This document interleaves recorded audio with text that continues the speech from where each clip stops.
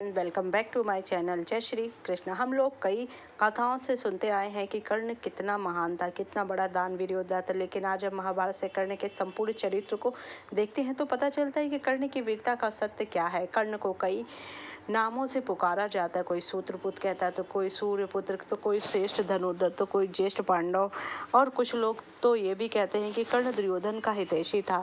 हमने कई कथाओं के माध्यम से सुना है कि कर्ण तो अर्जुन से भी बड़ा धनुर्धर था। लेकिन जब प्रमाण की बात आती है तब महाभारत में देखने से ये पता चलता है कर्ण को अर्जुन ने कई बार हराया। इसके अलावा केवल अर्जुन ने नहीं, कई और योद्धाओं ने कर्ण को हराया है। यह प्रसंग महाभारत के उस समय का है जब पांडवों को अपने 12 वर्ष के वनवास को वन में रहकर शांति से व्यतीत किया और एक वर्ष का अज्ञातवास विराटनगर में किया।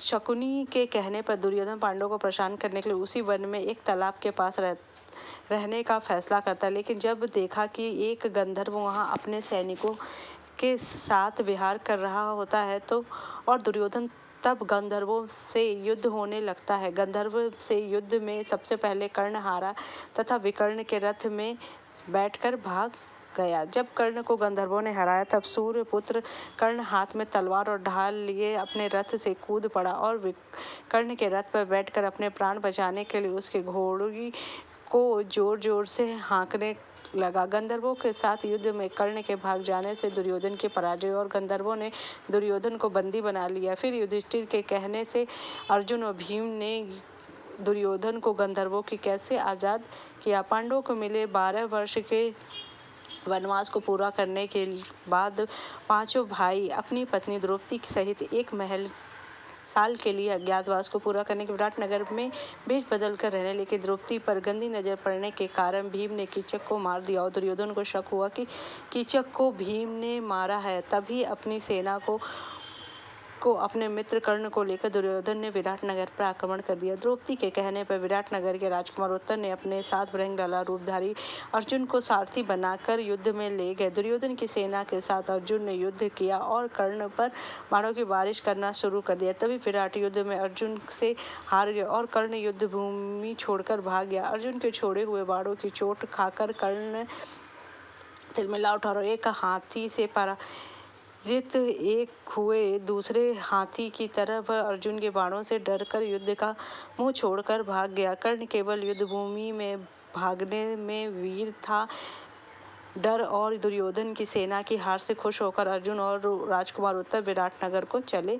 महाभारत युद्ध में जयद्रथ को मारने की अर्जुन ने प्रतिज्ञा के बीच कर्ण आकर खड़ा हो गया और अर्जुन और कर्ण का घोर युद्ध हुआ। दोनों एक दूसरे को घायल करने लगे और आखिर में अर्जुन ने कर्ण को उसके सारथी घोड़ों सहित उसे घायल कर दिया और कर्ण रथ से नीचे गिर पड़ा। दुर्योधन ने देखते देखते अर्जुन ने कर्ण को बाणों से ढक दिया। घोड़े और सारथी के मारे पर युद्ध में बाणों से ढके हुए कर्ण को कुछ समझ में ही नहीं आ रहा था कि क्या करना चाहिए। तब अश्वत्थामा के रथ में बैठकर भाग गया। महाभारत के युद्ध में अर्जुन के पुत्र अभिमन्यु ने कौरव सेना और पांडवों पर ऐसे बाण चलाए कि कोई उसके सामने टिक नहीं पा रहा था। तभी दुर्योधन के कहने पर कर्ण ने अभिमन्यु का सामना किया और अभिमन्यु ने भी कर्ण को पराजित किया। फिर अभिमन्यु ने पराजित और निहत्थे कर्ण पर वार नहीं किया। अभिमन्यु ने कर्ण के रथ के ध्वज पर सारथी और घोड़ों को रथ से अलग कर दिया तथा कर्ण को भी घायल कर दिया। दो ही घड़ी में पराक्रमी वीर अभिमन्यु ने एक बाण मार कर कर्ण के ध्वज सहित